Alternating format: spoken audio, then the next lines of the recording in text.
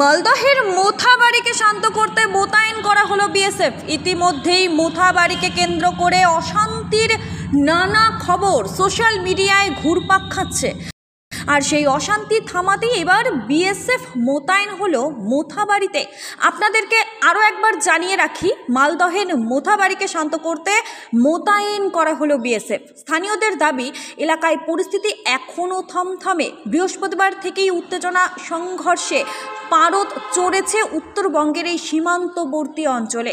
ইতিমধ্যে শাসক দলের বিরুদ্ধে নীরব থাকার অভিযোগ তুলে ময়দানে নেমেছে বিজেপি। একটা ছোট্ট এলাকার মধ্যে তৈরি হওয়া অশান্তি রূপ নিয়েছে রাজনৈতিক উত্তেজনায়। জানা গিয়েছে, মোথাবাড়ি এলাকার অশান্তিতে সীমান্ত পরিচালনায় বেগ পেতে হচ্ছে বিএসএফকে।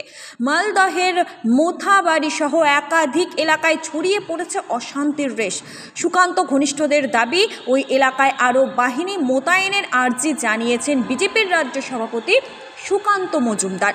বৃহস্পতিবারই সেই আর্জি রেখেছে কেন্দ্রীয় স্বরাষ্ট্র মন্ত্রক। নিজের এক্স হ্যান্ডেল সাবেক টুইটারে সেই প্রসঙ্গে একটি পোস্ট করে বিজেপি বিধায়ক শ্রীরূপা মিত্র চৌধুরী জানান, স্বরাষ্ট্র মন্ত্রককে অনেক ধন্যবাদ।